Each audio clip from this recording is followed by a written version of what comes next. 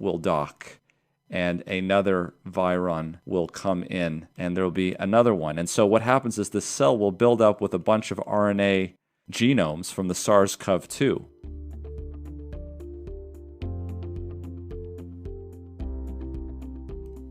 So you can see, interestingly, this cell here is just filled with the virins.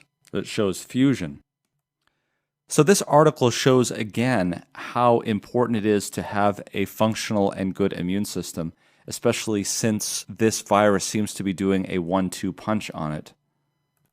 We've already shown a couple of times this article from Nature Medicine. This was a patient that was hospitalized in Australia, and they did a very good job looking specifically at the lymphocytes in this patient. And we can see here that in terms of CD8 and CD4 cells, if you look at what is normal in a healthy subject, these were actually a little bit higher and lower, respectively, in that category, but that this patient seemed to recover, and there was a large increase in the number, in this case, of CD8 cells, and a large increase here in the number of CD4 cells. That may be the determining factor in whether a patient recovers or not.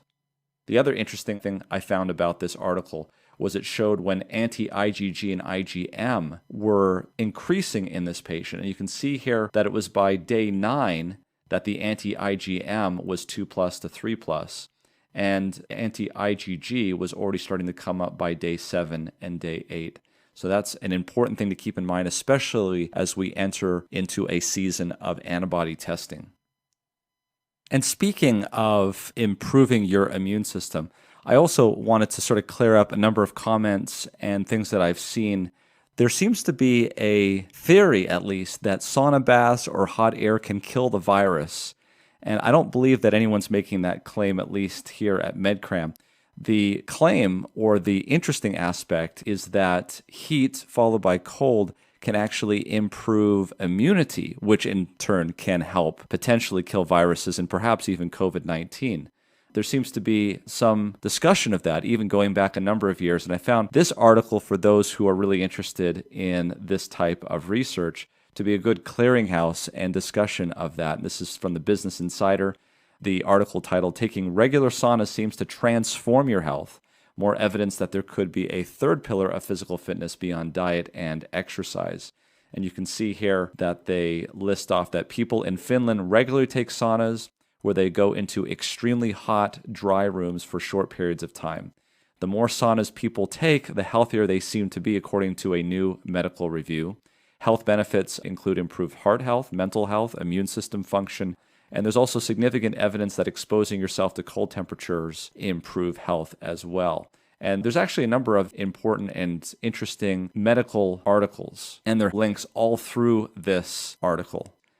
And I encourage you to take a look. We'll leave a link to this in the description below. I also wanted you to be aware of some news that's breaking. We talked about ventilators and using one ventilator to ventilate multiple patients. And we had talked about how there was a letter from the AARC and a number of other societies that are involved with ventilation. They were concerned that this would not be a good idea because patients would have different size lungs and different compliance. Well, there was a press release today showing that there is a new device that would allow control over the amount of tidal volume going to specific patients, even though they're hooked up to one ventilator, and that's called a vent multiplexer. And apparently it was successfully deployed at Yale New Haven Hospital for crisis care co-ventilation during this pandemic. And apparently, according to this press release, it was successful. They are still working with the FDA for full approval, but that work is going through right now as we speak. So we'll see what happens. I think that's interesting. And I wanted you to be aware that we have a free ventilator course on medcram.com. And of course, coming with the operation of a ventilator, you have to be able to know how to interpret blood gases. And we've also made available for free a complete interpretation of arterial blood gas course. You will never need to shy away again from interpreting a arterial blood gas. So join us at medcram.com, and thanks for joining us. please subscribe to this channel if you haven't already, and hit that bell icon so you can get notified when we release the new video.